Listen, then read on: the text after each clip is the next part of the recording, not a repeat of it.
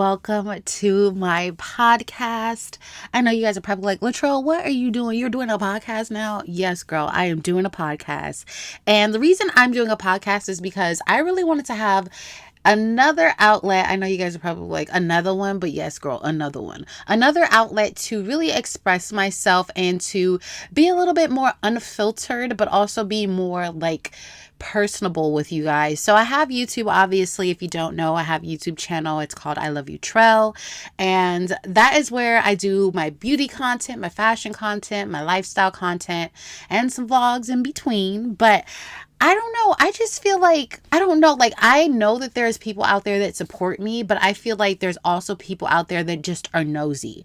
And the reason I have this podcast is because I want the people who actually care to know about me and care to know like my story and what goes on in my head to really be able to receive that without me feeling uncomfortable or feeling a bit nervous, I guess you could say, about who's just coming onto the content and maybe leaving distasteful comments and stuff like that. No one thankfully has done that on my channel yet, but we're still growing, and I know that with the growth there will be people who don't agree or don't like me, and I'm totally okay with that. But at the same time, I feel like when I start opening up about my life and my experiences, I really want that to only be for the people who care. So I came up with this podcast that lives on my website. I just really want to allow you guys to have something before the masses do, I guess you could say. And so this podcast is really just going to be my way of really just getting a little bit more personal with you guys. And, at a certain point, I do want to incorporate questions and, topics and opinions that you guys might have, and, really just talk to you guys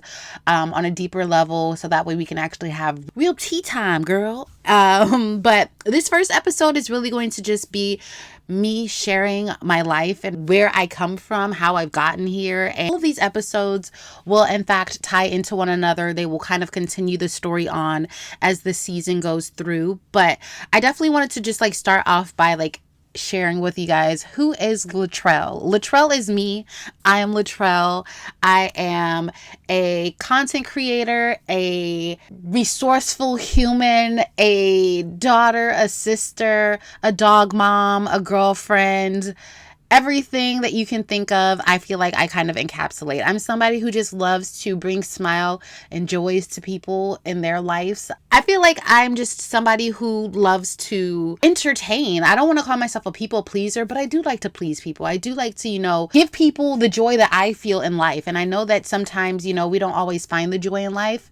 And I kind of pride myself on being able to kind of just talk to people, understand people, but also include people and make people feel seen. I really feel like that's a special talent that I have that a lot of you might share with me. Oakland, California is where I'm born and raised, and Oakland has really shaped my life and shaped me as a person, just simply because you have to have tough skin to grow up in Oakland. Not a lot of people really understand that Oakland is a beautiful, grimy, confusing, yet shore place, if you will. It's really hard to describe because Oakland can really invoke a lot of emotions from a lot of different people. But I feel like one of the things that we do have here is just that uniqueness. Everybody that comes from Oakland is very much unique. I've been able to not only witness a lot of growth in Oakland and, just seeing how the city itself has grown. But I've also been able to come across paths with people that have been, from Oakland and have made something for themselves. And when I think of Oakland and just the type of, mindset that it's provided me with, obviously Oakland, when you guys, I don't know where you're from, but if you're from somewhere else in this world, when you think about Oakland, you might think oh my gosh, girl, Oakland is ghetto, Oakland is scary, Oakland is dangerous. And I'm not gonna front, it absolutely is. It takes a certain type of person to be from Oakland. It takes a certain type of person to live in Oakland, and I feel like that is a part of my identity. I was never given, a silver spoon. My mom is a single mom and she raised me, my sister and my brother. And we lived, like I said, we lived in Oakland our whole lives. So my mom was very great about shielding us from the crazier parts as we grew up, but considering the fact that we grew up here, went to school here, it's like some of that stuff was inevitable for us to see. And when I think about some of the things that I've witnessed being from Oakland, I'm like, some of y'all could probably never imagine, people bringing guns to school, riots at school, all of the crazy things that you would see in a movie, like pretty much happened in Oakland. Like, that's just what this place is about. There's so many people here. There's so many cultural backgrounds here, which is one of my favorite things about Oakland, is that it's literally a mixing pot. Like, I went to a Chinese after school program in elementary school. We literally had an amazing background. So we also went to an African school where we had, not the standard type of classes. You had to respect your elders. You learned about, the African American culture. We really had a great kind of balance within our lives. And then obviously growing up here, we had friends that were Muslim, we had friends that were Mexican, we had friends that were literally of all ethnicities. And so it's really cool to me to be from a place where I can get along with so many people. I respect so many cultures. I enjoy so many cultures, their food, their music, just the way that they also grew up. Because as much as we think we're different from one another, growing up somewhere where it's so many different ethnicities, you realize y'all all live the same life. Literally the color of your skin to a certain degree does not change how you grew up at home. Now, some people definitely might argue that that is absolutely false.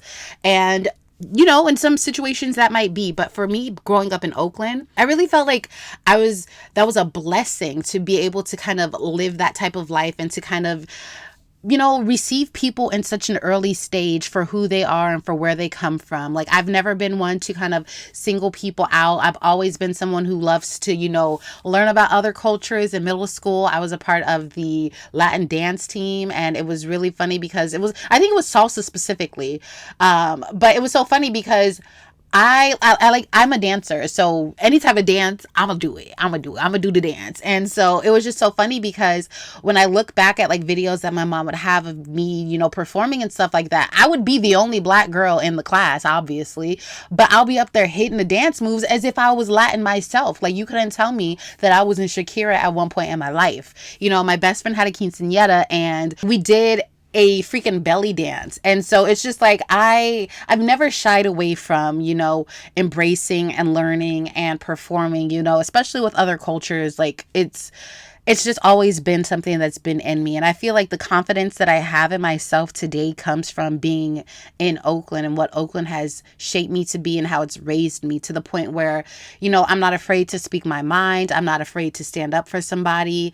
And although sometimes, I might get hard on myself, I realize I am literally a diamond in the making. You have to press the diamonds, and that's just what I feel like my life has always been. And situations and moments where things have gotten hard and gotten tough for me, I feel like, you have to push through, because at the end of it, you will shine, and, all of your work will be recognized. I feel like for me, there's so many different things that come to mind when I think about trials and tribulations.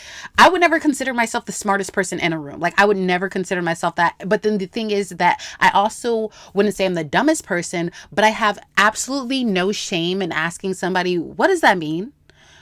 Okay, I'm sorry, can you explain? I have no shame in that. And that's one of the things that I realized that, I don't know if that's normal. I don't know if everybody feels like that, but there's just things where you just don't, I'm never afraid to state that I don't know something, or state that, I didn't learn something, because at the end of the day, I did go to Oakland schools. And I'm not saying that, Oakland schools are terrible or anything like that, but it didn't require much for you to graduate, honestly.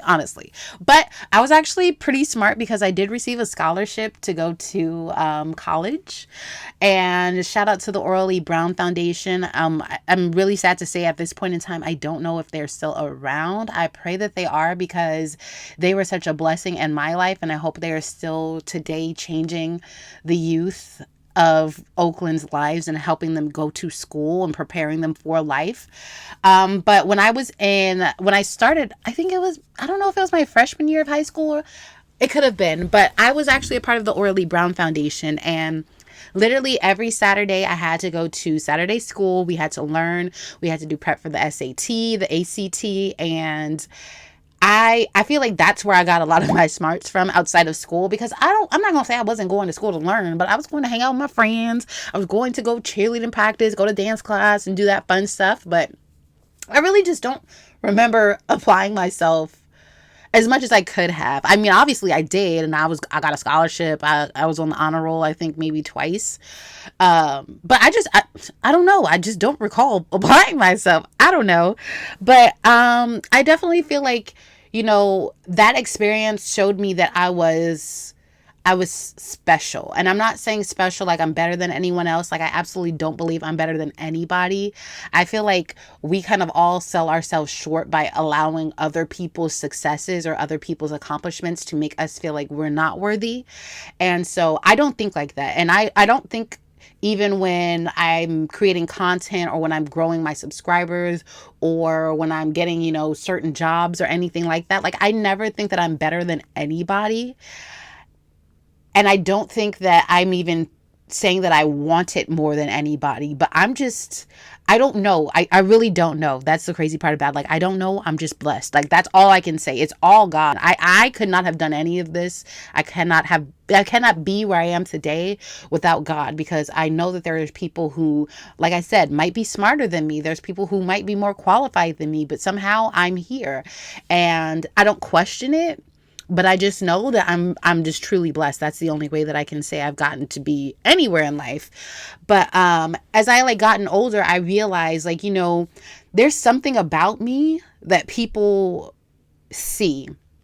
And I think that all comes from my mom, and just the love that she poured into us growing up, and really making us believe that we could literally do anything in this world. We could have anything in this world. We could go anywhere in this world. We could be anything. And I think with that mentality, it's really the belief that you have in yourself and your capabilities is what I think radiates from me, because I've had to endure some things that I didn't necessarily need to endure. And I've kind of questioned myself in positions that I just was like, why am I having this type of life? Why am I doing this type of thing? And I think there was a point in time where I also just kind of was thinking oh, I'm supposed to do this, or I'm supposed to do that. And so when I think about after graduating high school, for example, I wasn't really sure of myself. I went to Arizona State. I had left school, and I had decided to go off and be grown, is what I'm gonna call it. I decided to go off and be grown, and I think I was moving more so to please someone else and not necessarily thinking about me. And I think that happened because I'm a people pleaser. I really love, I love hard when I do love. And so sometimes I find myself kind of, conforming to make someone else's experience with me better. Yeah, I want you to be so happy with me, and that the amount of happiness that I have in me, I want you to feel that same thing. And I've realized that, some people have their own things that you can't be everything for everybody, and you will literally drain yourself trying to make everyone happy. So as much as I say I'm a people pleaser, I also know that there's only so much that I can do for somebody. If you don't want to do for yourself, I can't hold myself accountable for how you feel about yourself, pretty much. And I realized too, the love that you get from your family, that's something that not everybody gets. And you can tell the difference in somebody based off of the type of love that they have received. And so I had got to a point where I was just doing things that didn't really make sense, that didn't really align with where I wanted to be or who I wanted to be. And, I went off and I moved to Texas, and, I honestly couldn't tell you, I don't want to even bash the situation, because I know that at that time I had to do that. And I had to do that to learn from that situation and realize, like, okay, this is not what you want to be doing. This is not who you want to be. And this is not how you want things to continue on. And so I ended up coming back home. My mom was, oh my gosh, y'all, my mom was furious. Not even when I went to Texas. My mom was furious because I left school. So like I told y'all, I had a scholarship to go to school. And I left school, and my mom was telling me to trust her, trust the process. And I was like, no, I'm not. No, I'm leaving. I'm leaving. I'm leaving. And I left. So it was when I look back on that and I realize how upset I made my mom, I feel like that was the only time I ever let my mom down. And as much as I feel like today I've recuperated and like kind of made up for that, I know that still not burdens her, but like, it still makes her feel away when she think about me, because my mom gave everything to put me in school. I had a scholarship. It wasn't a full ride scholarship, but it was a partial scholarship. So a lot of the stuff, like dormitory stuff, like getting me set, getting me down there to school and everything, like my mom came out of her pocket to do that for me. And I don't know how she did it. Like, I don't even think I even realized how much what I was doing costs until today. Like when I pay my own bills and I look at the price of stuff, and now I'm like making my own money, and I'm just like, oh my gosh, girl, you had 3 kids. So we're all like back to back to back. So my sister had graduated from high school prior. I was graduating. I wanted the extravagant prom dress. I wanted to do everything. And my mom made it happen. And then I was going off to college. And then my brother was getting ready to do everything right after me. And so I'm like, I don't know how she did it, but she did. And I feel like I like literally stomped on her dream and just her moment by leaving. And I feel really bad every time I think about it. And I just I don't know. I chalked it up to like me saying like, oh, I don't want to be here. I don't like it. Like I was in Arizona, y'all, for one. I do not like the heat. Girl, I was fucking dying. I was so hot out there. Like it was disgusting. I had a very cute beach cruiser. My mom got me a beach cruiser so I could ride my bike to and from class. I felt so independent, but at the same time, I felt so lonely. And I literally moved to a whole new state. I had met my mom's family. She had a cousin that lives out there. And I like literally had met them for the first time at school. So as much as I was like, oh, I have family here, I still didn't know them like that. So it was still very weird. And so when it came down to it, I was feeling lonely. The person I was with was feeling lonely, and everything just happened so quickly. And my mom was literally like, how dare you? Like, how dare you? So I do feel like that was a point in time where I let my mom down. And I definitely feel like, I had to go through that because I had to really understand, like, I was trying to be grown. And that was the thing. When I came back, my mom was like, you want to be grown? My mom literally, like, I'm not going to say she cut me off, but, like, my mom was like, she gave me a credit card. She's paying my bills because I was at school. And so she's like, you want to be grown? Girl, you're going to get you a job. You're going to figure out how you're going to get into and from your job. You're going to figure out your life now because you want it to be grown. So now it's real world time, baby. You gotta grow up. And so I wasn't expecting that. And so I do feel like, I had to grow up quicker than I wanted to grow up, obviously. And now that I look back on it, I was just like, why would I take that for granted? But I think I was only 18. When I graduated high school, I was only 17, y'all. So I was probably 18 years old when I came back, maybe 18 turning 19. And my mom was like, yeah, you want to be grown? Go get you a job, grown woman. Go ahead and get you a car, grown woman. And I literally did it though. I did it. And I think it was probably one of the craziest things that I could have done, especially because everything I felt was rushed. And I'm not an impulsive person, but I am at the same time. So I went and got me a job, and I was going back to school, and I was commuting from Oakland to go to Hayward. Now I was taking BART and I was taking buses, and it was just way too much. So I remember trying to go get me a car. Life just kept going. I was paying like $500 for my car, and then I was paying like $300 for insurance. It was so crazy. And it was just like, I was working at Bloomingdale's. I was making money, but I was not making enough money to be doing all of that. And so when I look back and I just realized like the type of lifestyle also that I like made for myself, I was just like, oh, I'm expensive. You know how the beginning of Drake's song, he's like, you expensive. You know that? I feel like going through that time in my life really showed me how I had to grind and how, life isn't always going to be handed to you. And I think from that point forward, I just really had realized, like, in order to live the life that I want to live, in order to kind of, really be in control of my life, I really had to put in the work. And so I think fast forward to today, the life that I've lived has definitely made me who I am, in the sense that I work so hard when it comes to like my YouTube channel, when it comes to like my website and my business and everything else, my career. Like I've made strides in my career, you guys, that I never would have thought was possible.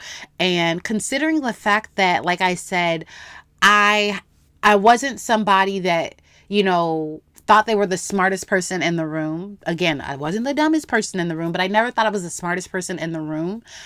Where I am today, you could not tell me that it wasn't because I'm blessed and because God has definitely been pushing me through those tough times, pressing the diamond through those tough times so that I can shine, because I was actually laid off back in November. It got tough. Like I said, the lifestyle that I've built for myself, y'all, I need to sustain that. And I have an amazing partner in Jordan, but at the same time, a lot of people don't know that he also had quit his job. So the life that we was living came to a little bit of a halt, and we were both like, we're going to take our time. We're going to find what we want, and we're not going to settle.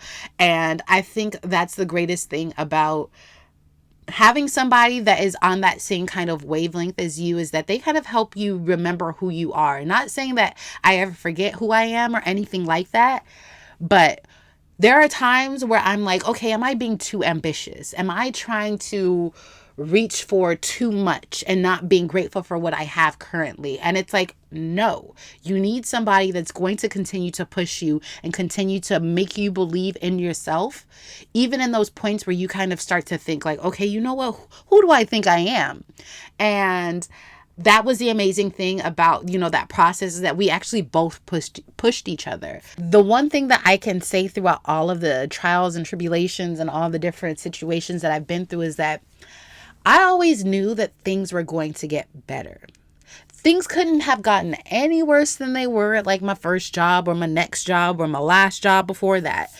Things could not get any worse. And so I went to every interview, every situation, every challenge that presented itself. I embraced it because I knew that there's no way I could go backwards. I could never go worse than worse. So, like, you can't get no worse than worse. I mean, if you feel like you've been at your lowest point, how much lower could you get from there? You can't. And so I feel like that's one of the things that I've just always carried with me, and just one of the things that I've always tried to radiate is just like, knowing your struggles and knowing your challenges, but also embracing them and realizing that there's something to learn from everything. Like, there's a blessing in every lesson. Yes, there's a blessing in every lesson.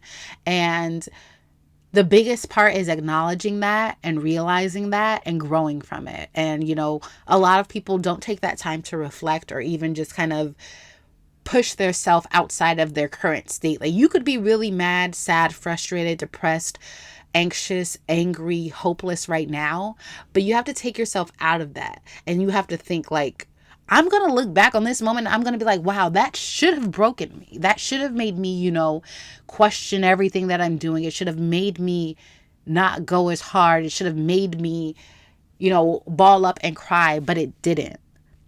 And that's because it can't get no worse than what it already is. And so all of that to say, where I'm from might not be the most safest place. It might not be the most beautiful place to some, but it has given me the opportunity to really see how pressure makes diamonds.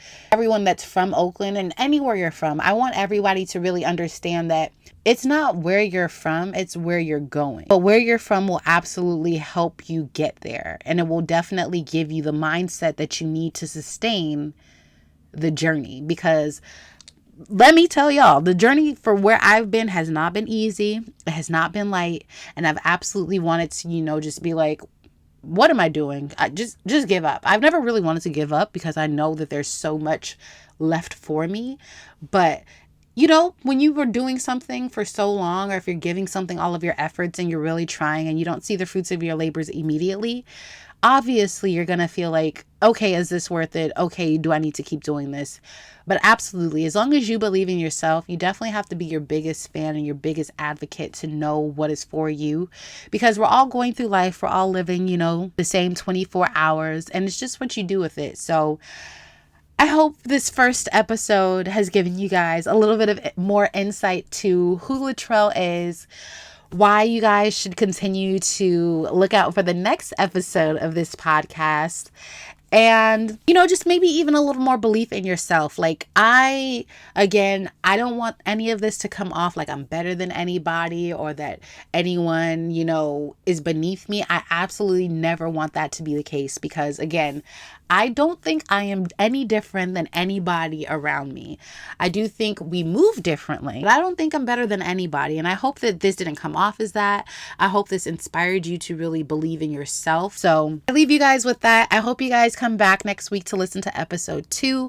We're going to continue on this story and get a little bit more deeper into my life and just the mind that I have here. But I hope you guys enjoyed this. You need to make sure to come back here every week to listen to those episodes before the public gets them. But thank you guys again so much for lending me your ear. I hope you guys enjoyed it, and I'll see you guys in my next episode. Peace.